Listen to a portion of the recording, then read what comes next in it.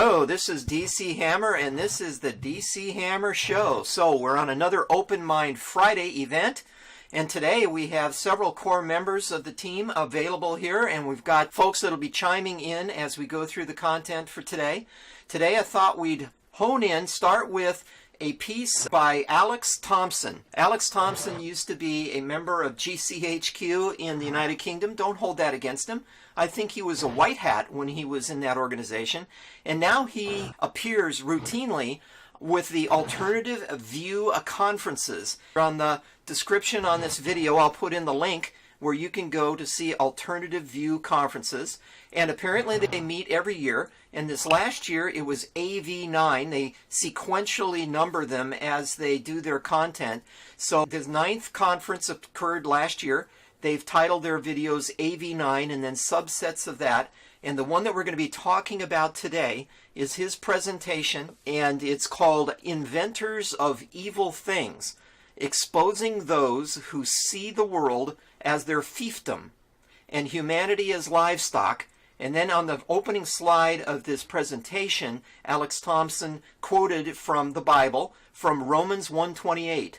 Even as they did not like to retain God in their knowledge, God gave them over to a reprobate mind. So with that in mind, we'll go down through some of these slides and talk about some of the topics.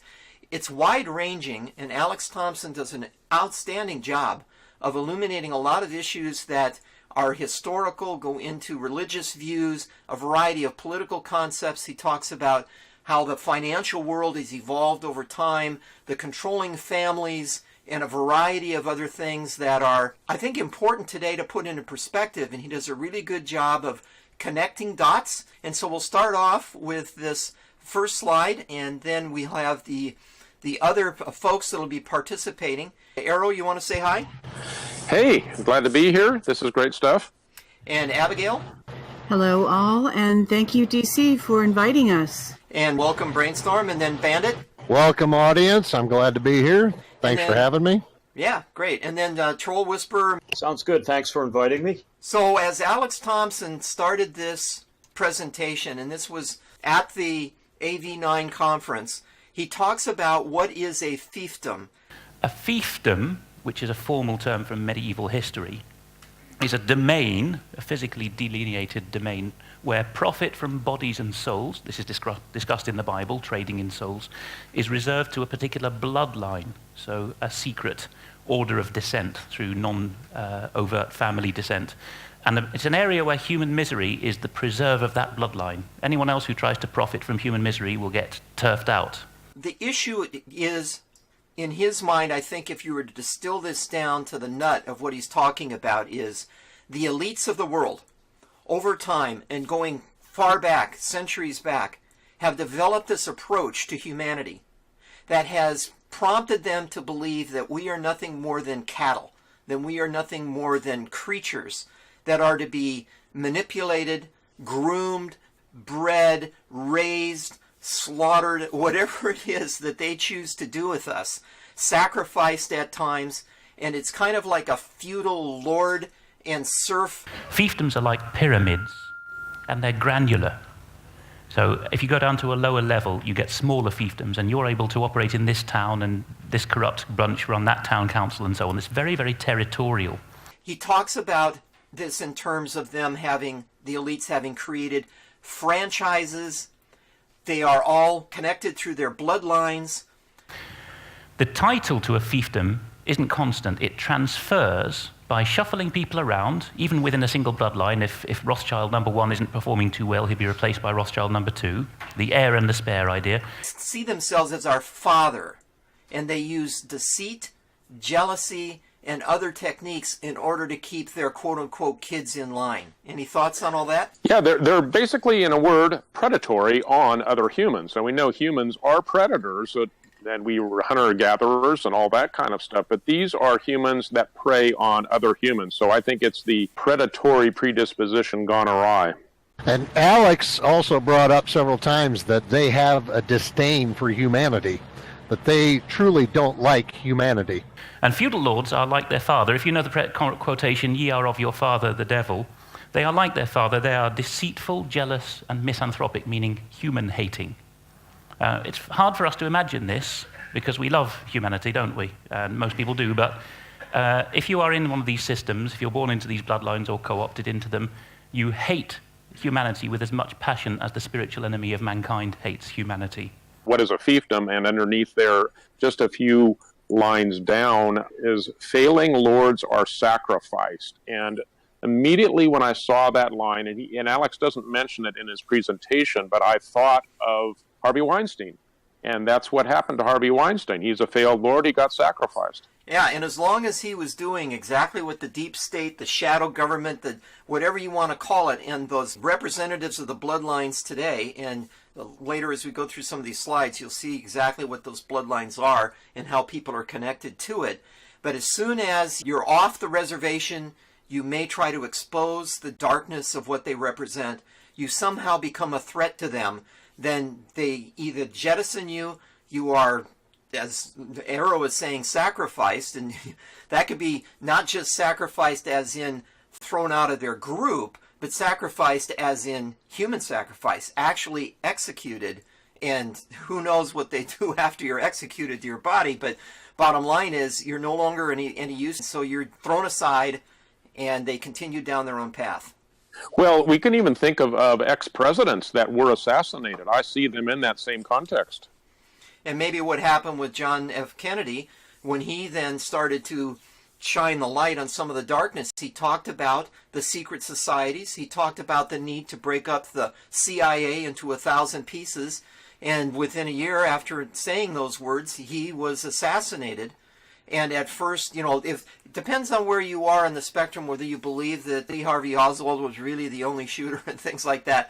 But actually, E. Howard Hunt, who ended up being self-proclaimed hitman for the deep state later, he acknowledged as he was in prison and demanding, I can't remember, was $1 million, $2 million or whatever to keep his mouth shut. He was saying that he was part of that cabal and directed by somebody who was not supposed to be in Dallas that day, and that would be George Herbert Walker Bush. And he was supposedly working on a kill team directed by George Herbert Walker Bush for the sole purpose of taking out JFK because JFK had wandered off the reservation. Yeah, and you might ask the question, well, why did JFK get in there in the first place? And he was one of theirs.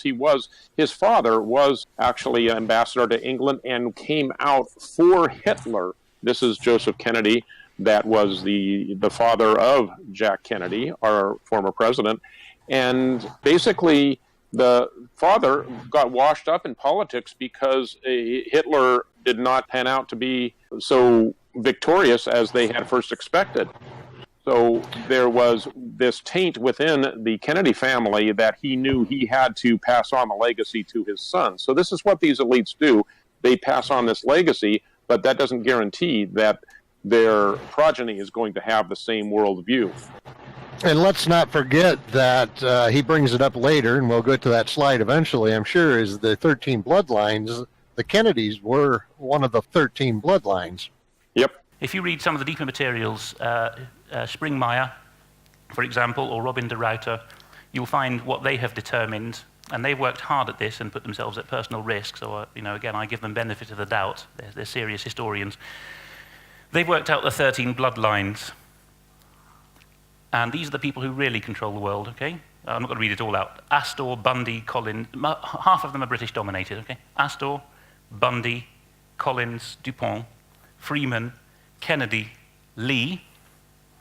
For anybody who is maybe a casual listener who has a problem with this concept of the earth being considered a fiefdom, one of my first introductions to this concept was through a real estate finance class. I was working to get my California real estate license, and I took this class. It was advisable to take a real estate finance class. And listening to the teacher talk, I realized that, and this was before I was really awake to what's going on in our world. It was before 2008, which is when I realized something wasn't right. I realized that the banks create a debt slavery, that virtually everyone is a slave to the banks, whether you have credit cards, a mortgage, an auto loan. They can do pretty much whatever they want. They can raise rate, they can increase your frequency of when you have to pay, and there's nothing you can do about it because they hold all the cards. So through our debt, if nothing else, most physical material things in our lives are collateral. So we're all in a fiefdom, if nothing else, because of the banking system. The sad part might be that the new gold is actually slavery. Since we went off the gold standard and then went over to the petrodollar, most of the time a fiat currency needed to be backed by a solid commodity. But it appears that that's a possible explanation as to why we're now almost abandoning the oil standard in some regard and going more towards complete debt existing in its own self-contained universe of value based on essentially slavery, or the promise to pay in the future. And I guess we could call it slavery, but we call it an obligation that needs to be fulfilled from a legal perspective, where somebody will show up at your door and take your stuff and put you in prison. Essentially what happened in the Tudor period with the establishment of the Royal Exchange is that London took over from Amsterdam, which itself took over from Antwerp, which took over from Genoa, which took over from Venice, which took over from Ostia, which took over from Piraeus, as the arbitration centre in the international maritime trade. So London essentially got the Atlantic, set up Wall Street, set up Hong Kong. These were the new maritime centres in the new global economy.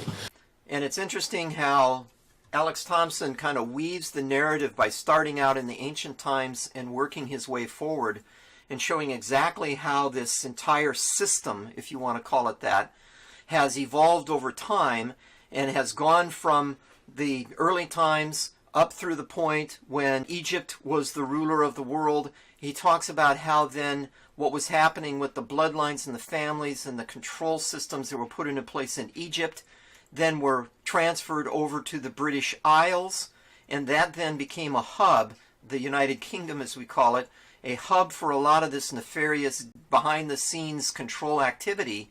From that point in time to present, still haven't gotten to the point where we've thrown off the chains that were put on us under English rule, and even to this day, we are still suffering under the tyranny of the English rule, the Bank of London and the Rothschild branch of the family that started that financial empire and then spread from the UK over to North America. And for them to consider to this day, the supposedly free people in the United States are considered as possessions of these elites that still believe that they, and to a great extent, are truly calling the shots and keeping us as their puppets and truly continuing that fiefdom. Yeah, and I would point out that it's when you said they believe that we are their chattel, and that's certainly true. Not only is it their belief, they've constructed law forms that actually give them that right. And this is, in my opinion, along the same lines as everything that Hitler did, he first made legal. So it doesn't mean it's right because it's legal, but these guys have internationally concocted the law form that gives them the right to do what they do. And as a part of that law form, they give us an out. They just never tell us what it is, and we have to search and try to find it. But we have to agree to it. So the first step in waking up is to realize that they've got you on their plantation, so to speak, their fiefdom, and you have to figure out that you're there, first of all. Right, and Bandit was pointing towards the bloodlines. And so as I've gone through the presentation now, as we've been talking, I've been scaling through the PowerPoint slides. And if you go to PowerPoint slide 28, in the slides that Abigail so generously prepared for us for today's discussion, that one goes into the 13 bloodlines in detail. And it talks about, and here's the 13 families, as again presented by Alex Thompson, his viewpoint on the elites that rule the world, the bloodlines that are attached to that. He talks about the Astors, and that's from the Black Force, that would be German, and how they control the world through what they do in philanthropy. The Bundy family in England, Collins and that's in England, Scotland, Ireland. The DuPonts, and that went from France to Delaware, and they're the money holders. And then the Freeman family in England, the Kennedys, and that's exactly what Arrow was talking about. John F. Kennedy came from that bloodline. Joseph Kennedy, who, as Arrow was saying, was appointed as ambassador to England by Franklin Delano Roosevelt before the start of World War II, and then became, it was so obvious that Joseph Kennedy was enamored with the Nazis and not a supporter of the country to which he was supposed to be our ambassador. He had to be recalled by Roosevelt because there was a firestorm reaction to Joseph Kennedy as he continued to make outlandish statements in the press that undermined England and fostered the activities of Hitler, of the Nazis, and he had to be pulled back. So that Kennedy line went from Ireland, Scotland, Irish America, and they are considered by Alex Thompson in this piece the Norse stakeholders. And then there's the Li clan in China. And that's China, Baghdad, believe it or not how he connects these dots, China to Baghdad to Venice, Italy. Just as a little aside, actually, one thing that Alex did not talk about in this video that I think is significant is that because something inside of me wants to scream, I am not cattle. There was a time in history, at least one time that's easy to point to and well documented, when people did not have to live as slaves in any regard. And that is ancient Israel. And people look at that, the Old Testament, as it's boring, it's dry, it's about law. But God released those people from slavery in Egypt and took them and established them on their land. And if you read through Old Testament law, a lot of it is about land use. And that's because they were given their land and the land stayed in the family. And if you had to sell your land for some reason, that land would revert back to your family every 49 years. So there's this principle that God himself, the creator, I mean, we believe, most of us believe that, has set people free from this kind of slavery and never intended for people, for any of us, to live under this kind of slavery. And that's especially true before Israel had a king. And the prophet Samuel said, when all these bad things happen to you, eventually you're going to realize what an evil thing you do when you ask for a king. Because Israel actually was free and had envied the nations around them because the other nations had kings that basically lorded their power over the people, and God didn't want them to be like that. So I know Ron Paul, for one, has used that as reference for his concept of what libertarians believe. I tend to view it very similarly, that as long as we can govern ourselves, we need very little government from outside. And it's interesting, after Alex Thompson introduces us to the 13 bloodlines, he then drills down a little bit on some of the families and tries to prove his case by the fact that those bloodlines, the people that are the leaders of those bloodlines, the actual elites in those bloodlines, then create a network of puppets. They are the puppet masters, and they then create a series of drones of people underneath them that do certain things. One of the examples he uses is the Astors. Do you recognize the chap here with the famous beard? George Bernard Shaw. Here he is talking between the wars, and he's basically Lady Astor's darling. She sponsored him to go around doing things like saying we should abolish the English language and we should abolish people. So this is what perhaps the most important of the 13 bloodlines for England, the Astors, have to say through their spokesman. George Bernard Shaw was a spokesperson.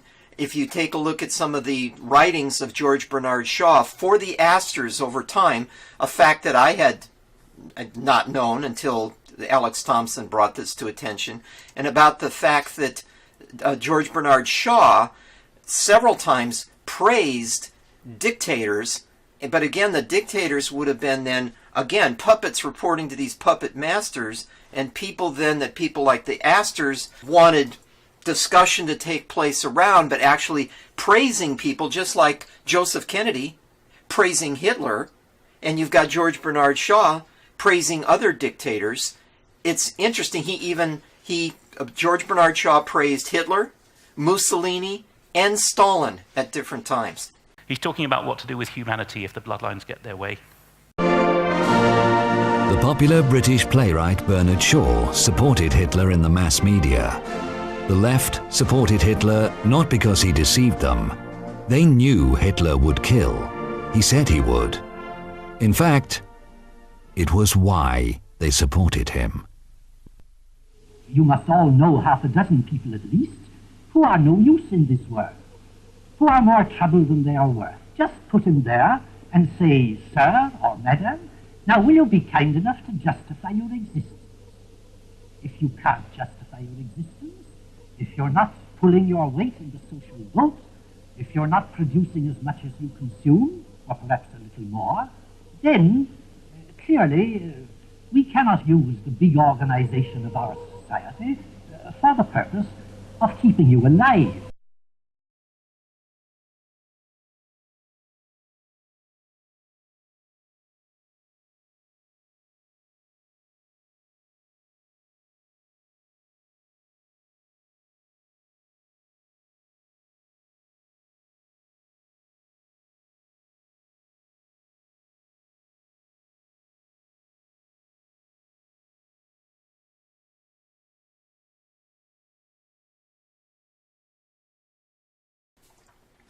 Yeah, I didn't know that about George Bernard Shaw either. I didn't know he was an Astor. But one of the things that I kind of sticks in my mind about the Astor family was that, if memory serves, and I could be wrong on this, but some of these bloodlines recruit other bloodlines because they see them as potentially useful. And the story that I remember hearing or reading, and I don't remember the source, is that the Astor person that was recruited was basically so uncouth that they found it very difficult to watch him eat. He was, almost, his manners were so bad, and that he basically had to be trained how to be a true noble, because he wasn't at all in the beginning.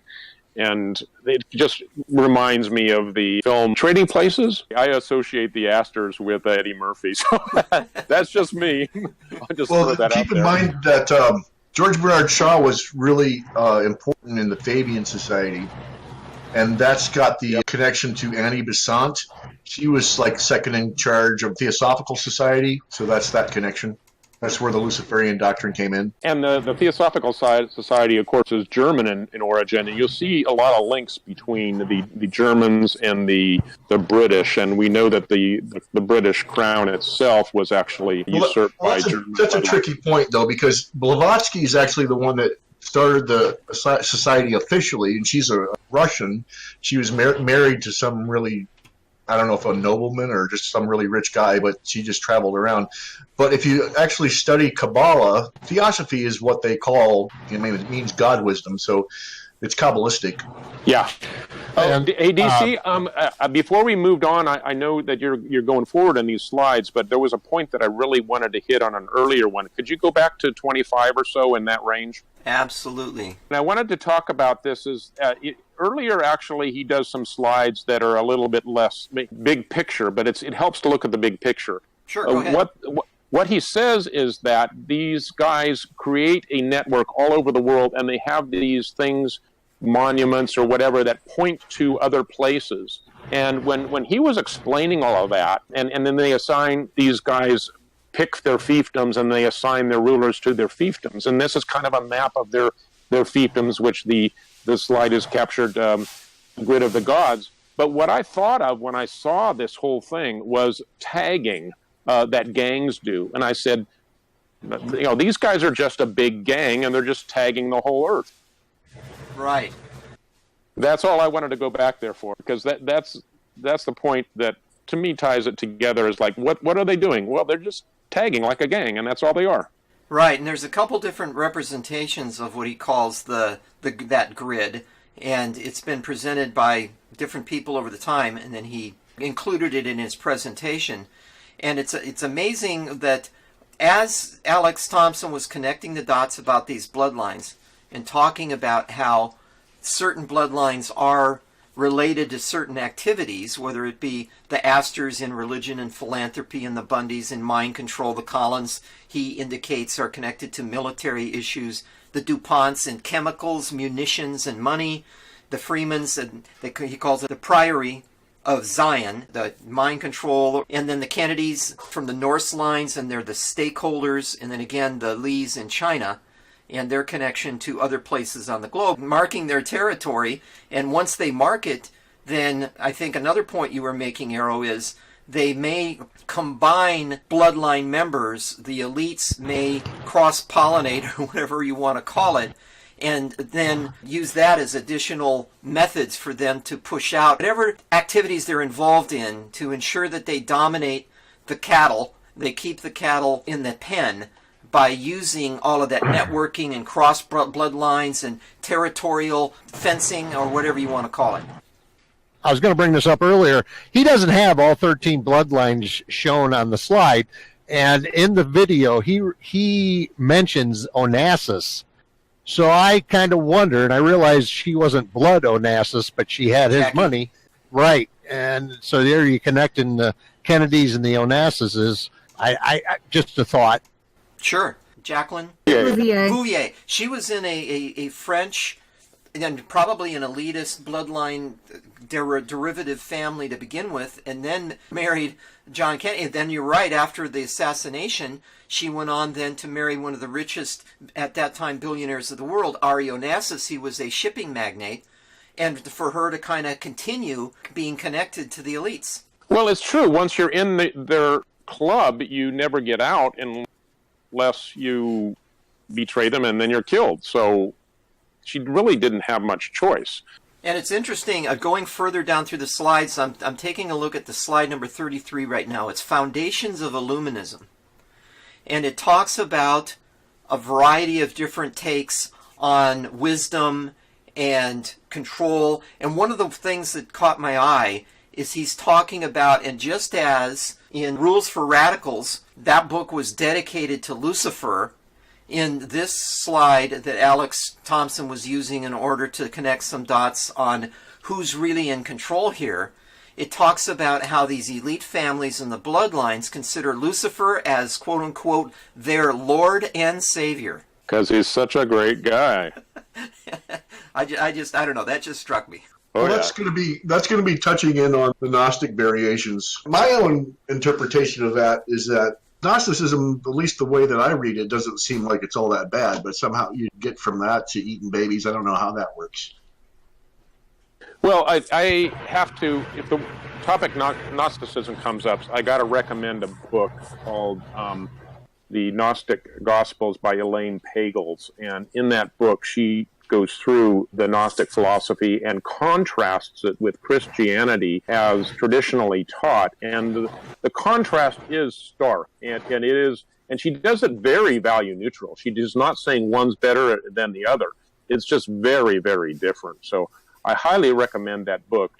Gnosticism, it's all about inside knowledge, special knowledge, and Christianity, it's the truth that's out in plain view. It has been hidden, but it's been revealed, and it's a very different approach to knowledge. And I've been digging a little bit into. I mean, there's a lot of those old ancient religions are actually very interesting, just on an intellectual level. So it's fun to look at anyway. But looking into a lot of the older stuff, it seems to be going back to the Zoroastrian stuff. So Zarathustra, and that's an ancient Persian religion. And I'm not exactly clear on which kind of went to which direction, but you got the Canaanites and you got the Babylonians and their influence on Egypt.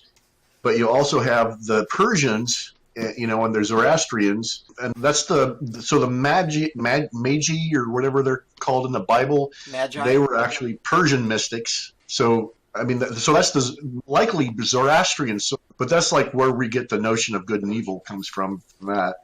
Yeah. You could also say that it's part of the human conscience too. We all born with a conscience. Yeah, some of this stuff is historical, some of it's innate. But yeah, it's interesting to review all these things and think about how they interconnect. One of the really interesting things that Thompson said in this video that I have ever heard anybody say before is that these families actually probably came out of Afghanistan originally, and they've been in Europe for so long that through breeding, they look European. But as he said, a lot of people tend to blame their origin, say that they're Jewish, that this is a Jewish cabal.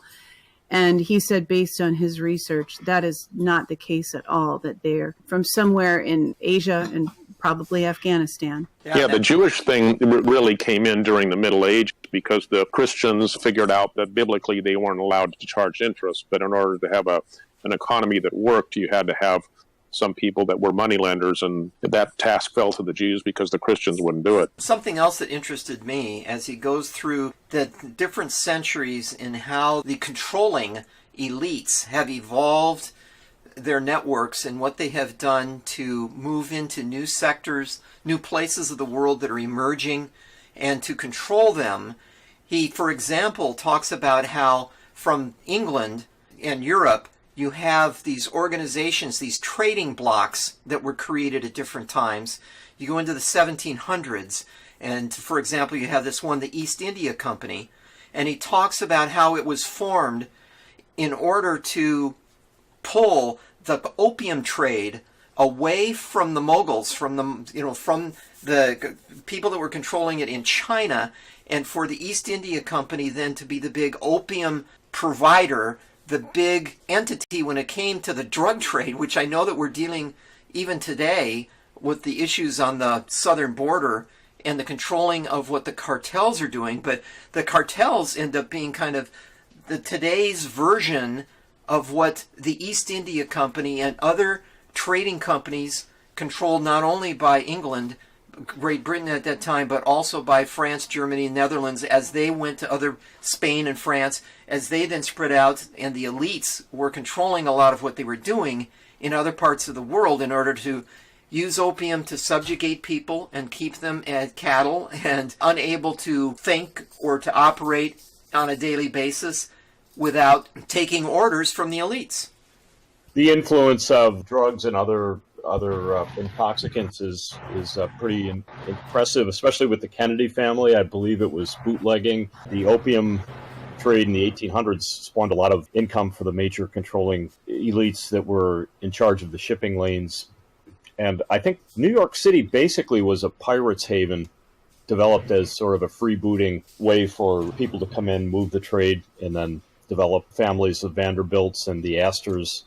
And interestingly, the CNN presenter Anderson Cooper is a Vanderbilt. Yeah.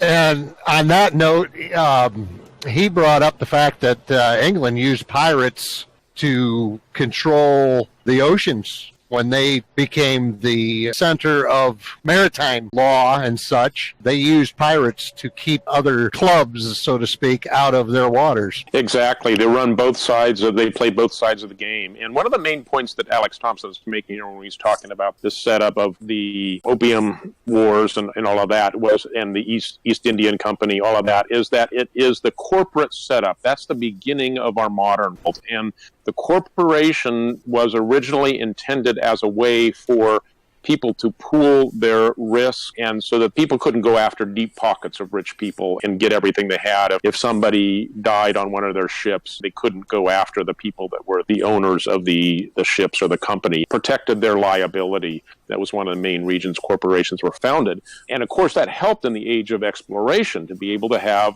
people that were willing to risk their capital without endangering any further, and then you'd have these voyages that were funded around the world. But what would happen eventually is that the people that bought into these operations realized, oh, well, this also can make me anonymous at a certain level, and therefore I can employ people through covert means to actually play the bad guy and justify my existence. So yeah, you have the pirates as your enemy, and these guys, and that's the way that they still think today, is they're always running both sides of the game, and they control the checkerboard. It has the black and white squares. That's why in a lot of elite places and homes you'll see the floor tiles with the black and white squares like they're on a chessboard, because that's how they think of it. The whole Afghanistan connection, though, that seems kind of weird. Did they maybe meet each other on the Silk Road? Why Afghanistan? Well, he actually comes out and says through archaeology and genealogy and everything else that, yes, we were all centralized in that area, that all peoples come from that area originally. And he does briefly touch on the thought that they don't consider themselves to have the same genetics as other humans. And it'd be interesting to see a genetic study. Of course, they want all of us to send our blood to DNA 23andMe or whatever that's called. But I don't think that it's likely that we're going to get to really find out what any of their DNA is. Are they lizard blood? Is that what it is? Well, I don't know, but they think that there are claims that they're Anunnaki descended from gods, or maybe descended from the Nephilim when angels procreated with human women. Who knows? I mean, I don't know that there's any way that we can actually know that for a fact, one way or the other, but they do believe that they are different from us, and that's why they can consider us cattle. Well, there's a practical migration that occurred from northern India. What people commonly refer to as the Aryans are actually originally from the northeastern corner of India, and they figured this out by looking at the linguistics of the German language, and Atman, the word for God, is also the word for breath, and I believe that's also the same in German. But Afghanistan is kind of a way station for slow migration before you get to Iran, and Iran is I think Dr. Corsi referred to this at one point in one of his YouTube broadcasts, that Iran is actually a permutation of the word Aryan and the significance of Zoroastrianism. It was the first of the monotheistic religions. It was kind of a precursor to the more developed version that emerged later in Judeo-Christian practice. So that's kind of the backdrop. But if you look at the map, it's pretty logical. Afghanistan is right in that way station. It was kind of the way station for migration. It had the Pashtun concept of being a safe spot to stop without being chased by people from other countries, a haven of rest or whatever they called it. That's reflected in the language of German, though. Well, I think that Mithras religion that was so popular during the Romans were in power, I think the Mithras religion is actually somehow connected to the Zoroastrian tradition. I don't know how, but I think there's some kind of variation on that. Well, it's brought up, and I don't know which century it was brought up, but it was brought up how the elites used religion to control the masses. They brought in fake religions, but that isn't the word they used. They brought in these other religions control, and they actually wanted to give the people the idea that religious leaders had more knowledge and more power than them in order to control them. Slide 47 says that church as social control mechanism, and quote from a Gavin Ashenden, quote, "The Church of England has moved from revelation to social revolution," end quote.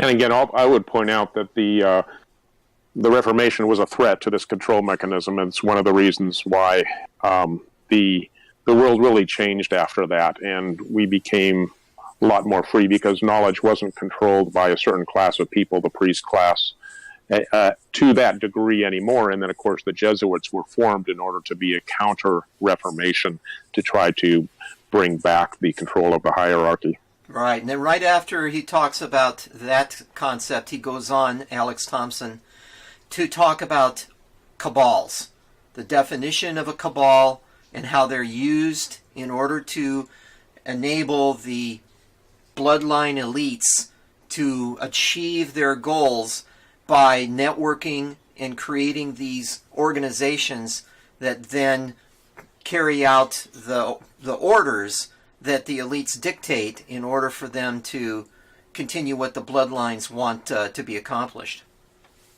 You know, we like to believe that we're free. We like to believe that this is a thing of the past, and we're raised thinking that. At least as a baby boomer, I was. Oh, all these, kings and queens and royalty and feudal lifestyles and all that. That's not relevant anymore because we've moved beyond that. But looking through these slides and hearing this presentation by Alex Thompson and thinking about these concepts, we really are not free. Right, and one of the deeper dives he does, one of the detailed dot connecting techniques that he uses is to talk about the actual core techniques of the cabals and the fact that they have created these, and he goes through a list of them: dispute resolution mechanisms, intellectual property seizures, bogus independence, exactly what you're talking about, by fake transparency of public bodies, asset stripping of public bodies, but with the taxpayers still funding after, they strip things for infrastructure or whatever, that we still have to continue to fund whatever their puppets and the governments are dictating needs to be done. Dividend stripping of the churches and other wealthy social institutions. Minimization or optimization of the currency and energy and population, the triad of those three concepts: currency, energy, and population. Blackmail and bluster against unlicensed operators. So if there's somebody like a JFK, then they're considered a virus that has to be stomped out by the bloodlines, by the cabals, by the puppet masters, and then jumping into bed with government and regulatory bodies. And we see a lot of that in what's going on with the deep state in a variety of countries, including the United States.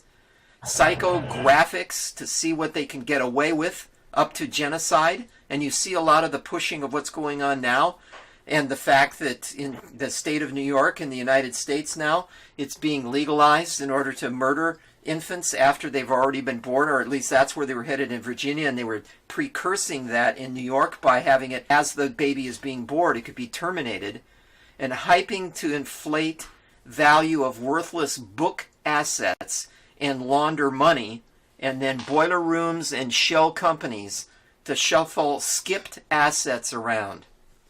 One of the things that he said, and I don't think it's in a slide, but I think it was at the same time he was covering this slide, is that as far as law, they make it up as they go. And he used that phrase, and I thought that really stuck in my mind, because they always give you the impression that, this is the way that it's done, and they basically use color of law as a control mechanism, and they don't tell you they're making it up as they go, but they do. Yeah, that's on slide 50. He talks about the core techniques of the cabals, and it's all predicated upon, and his second point is that on administrative law, making up the rules as you go along. Okay, there it is, yep. One thing that I see, actually one of the slides that is missing, is he lists off corporations and what they control from the elitist families. And one thing, I did a little side investigation, just a real quick one. And one of them was food, and it was Cargill out of Ireland or Scotland. And I just, because Cargill is huge over here in the United States too, and we talk about the fact that the United States is still a part of England, or the United Kingdom rather. Here's the thing, I looked it up real quick. Cargill is the second largest privately owned corporation in America, just after the Koch brothers. And then, just on a whim, I thought, okay, they control food. They're big into grains and everything else. I looked up pharmaceuticals, and guess what? Cargill also has a pharmaceutical company. So we've heard of lately people with celiac disease and all these different food problems we're having, and allergies, and it seems to me like that'd be a really good way to control population is to keep putting chemicals in the foods to make everybody sick. And then not only that, but they could profit off of the pharmaceuticals that they also own. It's just the monopoly on food production and the control. And when you really think about it, most of the population has about as much food freedom as house pets. And that's actually kind of a new wrinkle in human history. And we've just kind of gotten used to it, and it's considered normal. But it's actually kind of a bizarre thing when you instill in people an existential fear of change. And I think that was one of the subconscious fears for the Hillary supporters, is that they saw a disruptor coming onto the scene, and they just kind of wanted to leave. It brought out sort of this fear-based existential conservatism that will rear its head when people feel like their livelihood is threatened or their normal life is threatened. And the progression of that from all the way from Egypt, building the pyramids, cereal grains, basically it's food for the slaves, food to increase population so you have more workers. And then the system kind of thrives on that control factor at that point, and can even expand it, as you were saying, Bandit, is to actually put chemicals into the food to make the control easier, whether it's fluoride or other just unhealthy aspects, to then harvest that from the pharmaceutical industry to cure the high blood pressure and to cure the diabetes and the cancers and all the other things that result from that decrease in quality of food. Yeah, create the problem and then provide at a very high price some kind of a solution. One of the things I want to point out here when we're talking about food is that with regard to human development or civilization, monoculture is a very new thing, relatively speaking. This idea of growing acres and acres of one crop only and not growing companion crops, not doing rotations, very new concept. It also gives a lot of control to the people that are managing these large crops. And the variety used within any one crop, for instance, has been seriously stripped down. So, for instance, the one version of wheat that virtually all of the globe is using is this red dwarf, which is deficient in a certain amino acid. It has a high yield, but it's not nearly as healthy of a wheat as is many other strains. But it was developed in the so-called Green Revolution by Norman Borlaug because it was supposed to feed the world because we were going into a crisis. So again, the problem, reaction, solution, create the problem, the so-called crisis, then offer the solution, which is a less healthy food, and then you control it by eliminating the opposition, all the alternatives, so that you've got just a massive monoculture on a scale never before experienced. Another interesting slide, on slide 51 of the presentation, Alex was talking about what he calls the tripartite alliance. And France, they have their ancient royal of the sovereign, the Notre Dame de Mont Carmel, and in the United Kingdom, the most noble order of the Garter, and in the United States, the Society of the Cincinnati. And this brought up to me that how all of these secret societies that John F. Kennedy was talking about before he was assassinated all kind of work in the shadows, work in the background. You have no idea what they are really doing. The Masons and all of these other Illuminati-oriented association organizations are truly, in my opinion, by keeping what they're doing secret. And you have to go through these initiations and rites and like the skull and bones, rituals and so on in order to be accepted in. In my opinion, a lot of what they are doing in this regard is the method of pulling in their lower level puppets that then have the ability to grow in the ranks to higher level puppets, and they are all then controlled, connected, blackmailed, whatever word you want to use. They are now, if they're part of the team, it's like, the mafia thing, that once you become a member of the mafia, you never get out unless they carry you out. And that's kind of what this alliance concept kind of says to me. Any thoughts? What we always hear is they offer you a choice, silver or lead. And that means, if you have anything, if you're any kind of a threat to them, or you come in on their radar for whatever reason, they first try to buy you with the silver, and if they can't buy you, then you get the lead, which is a bullet. They'll try to entice people, but when they fail at that, or if they might try to entrap people in wrongdoing so they can blackmail them.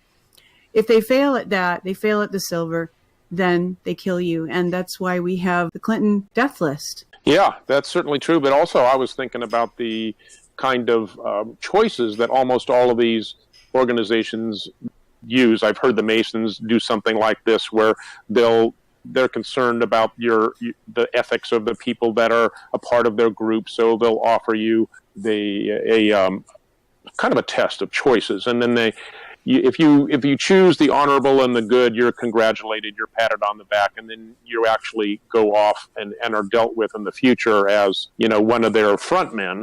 But if you basically show that you have a devious mind and that you can mask evil intent in the answers to those same questions, then you're actually green-lighted to be shown the deeper mysteries, and you're guided up and beyond so that you actually have more power. I think some of these clubs are designed to look very appealing to the sort of people that might otherwise offer them some kind of resistance. And so as they go into these different organizations, I think they are gradually turned.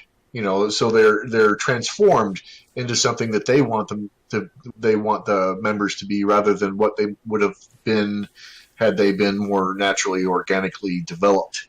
I think it's a means of transforming, molding that future generation and what they want them to be, rather than, I think like the Masons, for example, I think they do really attract good citizens, people that want to have civic pride and all those kinds of things, and they just gradually transform them. And there's another question in my mind in terms of, like, have they always been evil, or were they taken over? And I'm not convinced that they've always been evil. I don't know, but like the Templars, for example, we are led to believe that the Templars are some source of corruption, but then all of their money went to the Hospitallers, and they are today the Knights of Malta, and those, the Knights of St. John and all that stuff. So I'm wondering if the Templar riches, going to the Hospitallers, if the Templars themselves really are the bad guys, or if we're just being told to believe that or convinced of that. I don't know. Well, it may also be that an end justifies the means starts to kind of take over at some point. So they may start from what they consider their own self-images, that they're doing good and they're doing evil in the service of good.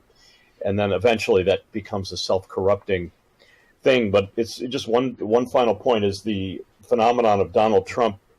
Donald Trump conquered his control file, basically. I still feel that the Access Hollywood tape was there all along. The Bush family deserves some attention, probably, and the whole Billy Bush emergence of that tape at the crucial moment when it was supposed to work and it didn't work, and this cat got out of the bag. And that's a pretty major event for world history, I think, is just the emergence of Donald Trump and the future stability of this chink in the armor. And we can see all the powers on Earth are ganging up to try to put that genie back in the bottle, but he's just not being stopped. And we're hopefully, we're kind of on tinderhooks right now, trying to keep this going, but we're really on the precipice of a change where this control file concept is being challenged. Yeah, and the difficulty that Trump is having, to a great degree, is the fact that he's kind of a lone gunman. He's kind of the only one that's off the reservation. Every now and then, he will be able to pull into his network, into his administration, a true white hat that's really going to support where he's headed. And he really, in my opinion, truly does hold first the American people and the Constitution, this country. I think he loves the United States. He loves the people of the United States. He loves the framework, and that's what he's trying to take us back to.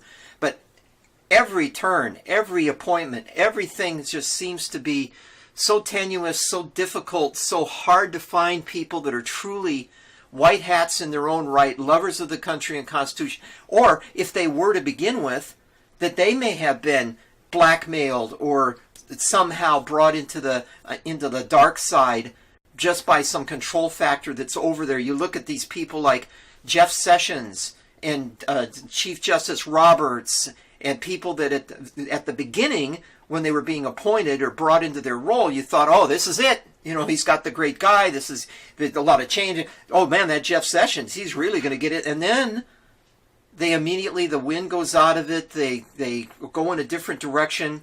or the people that go back and forth like Lindsey Graham, who one day is John McCain, No Name's best friend, and doing all this evil and connected to ISIS and all of this. And then the next day he's in there defending Kavanaugh and getting that nomination pushed through. And we're in the whirlwind. And just, where are we? Well, one of the things I got to remember regarding Trump is that he was recruited into that to run. The Patriot White Hat remnant within the military and the deep state, for lack of a better term, because they're not all evil. These career government service people, they recruited Donald Trump, and they do have a plan for taking back America, and I believe that. I believe it's that President Trump is not just acting on his own. Yes, within the broad reaches of the plan, I think that he does have a lot of latitude to do things the way that he wants to do it. But I believe that some of these people that we think are not really fully cooperative, not really buying into the Trump agenda, some of them are actually chosen for a specific purpose and are fulfilling that purpose. But, whenever they spout off about something else, well, that's just their opinion, man. Yeah, the So Scaramucci model. Well, yeah, you've got the Scaramucci model I think that's something different. That's when you've got a temporary person that is in there to clean things up, and he's not concerned about his long-term viability within the organization. I think that's the Scaramucci model. So, but some of these, what I'm thinking of, are people like Barr, who you can look at him and say, well, gosh, this guy has deep ties to the Bushes, and we know they're deep staters, and so, oh my gosh, Barr's going to be bad. But I think he was chosen to be the person that would put an end to the Mueller investigation, and I don't think he would have been let in that position if he wasn't, if Donald Trump didn't know from the get-go that he would serve that purpose. Right, and at the front end, you've got Joe DeGeneva, who is fully behind Barr and saying that he's going to do a great job and doesn't care about what anybody else is going to try to do to try to manipulate him into being as ineffective as Jeff Sessions. And you've got somebody like Dan Bongino, who still has significant contacts within the bureaucracies, the Secret Service and other agencies, the FBI and so on, and he's hearing the same thing. What Dan Bongino is saying is that William Barr is the real deal, and that he doesn't give a rip about his reputation at this point in his career. He doesn't have to suck up to anybody or try to protect what the history books are going to say about him. He's just in there to do the right thing. And so there are rays of hope. I think there are appointments that Donald Trump has made that truly do indicate that he's not alone, but at times he sure seems like he's alone, and I'll tell you, he's got a backbone, he's got a spine of steel. Every day, wake up and say to yourself, thank God Hillary Clinton is not president of the United States. Amen. So on that note, we've been going for a little over an hour. Wanted to just ask for final thoughts. Abigail, anything further to say? Just as I mentioned, that ancient Israel had a pretty high degree of freedom. And I believe that throughout the ages, God has been calling people to freedom. I believe Jesus died on the cross so that we could have freedom from sin and also from world systems. And it's a process, and I think it's an individual as well as a corporate process. But I do have faith and hope for the future that we can find freedom, that Donald Trump is working toward that end, and that we can all work with him, and that we can restore our U.S. Republic as a place where freedom truly can be practiced. Arrow, final thoughts? Yeah, the concept of a remnant is advanced in the Bible many times, and I see that in operation here. And even as we're restoring America, making America great again, relaying the foundations, and Trump being the point man, I really think that the original American Revolution didn't have a majority of people that were supporting it. We, in hindsight, think that it did, but it didn't. And we don't have to be a majority to win this, to actually take our country back. The country was not designed as a democracy. It was designed as a republic. It constitutionally is still a republic, and we just need to restore that. The democracy is mob rule. So sometimes we get discouraged because there's so many people that are caught in the leftist mindset of we're the majority and we can vote ourselves money out of the till and we can decide to be socialists and be like the other countries. But that isn't our law form, and I don't think we will go there. I do think we will win in the end with patriots that want to restore our foundations, and I believe God is giving us the strength to do that. Bandit. I think we're not alone. What we see going on around the world, where they're voting out the lefts and the elitists and the ones that are trying to ruin their own countries. And we get this video today from England, and I think we're not alone in what's going on. So I think we will win. And I think not only the United States, but the world will win in shaking off these shackles. Troll Whisperer, any final thoughts? Sure. Bandit, I'm with you there. I'm optimistic. I think we need to look at this story as a sign that there are entities that are bigger than the individual, and families, religions, things that have persisted through history, through the auspices of individuals, but really are larger groups, and they have their own sort of internal life cycle. And our life cycle is hopefully based on a more enlightened blend of the body of Christ, which is another extra individual entity, the great religions, the enlightened philosophers, even populism, libertarianism, things that are concepts or social organisms that have an open door. And we look upon the others as being more in terms of the means justifying the ends, closed door, just pure evil. And the story of humanity will probably, the way it looks, it'll probably take a very long time, but is the triumph of good over evil. And again, this is DC Hammer. I want to thank all of the participants in this recorded program. I want to thank Abigail and Arrow, Bandit, Brainstorm, and Troll Whisperer. It's been a very interesting discussion. We've gone on a variety of different channels of thought here regarding this presentation by Alex Thompson, who gave us an insight into his take on how a lot of the bloodlines, the elites that are in control around the world, the genesis of how they came to power, the impact of what they do on us, the fact that we are, in Alex Thompson's opinion, living in essence, a fiefdom controlled by people that consider themselves our lords in some respect. And we just continue to recommend that everybody do their own research, take the information that we've presented today in a way that enables you then to grow in your own understanding of what this is all about. And so I want to thank everybody for participating in the DC Hammer show and watching it today. God bless. And now the DC Hammer show is available as an audio podcast. Just go to Podcast Garden or iTunes and search for DC Hammer or News Narrative Analysis Associates, NNAA.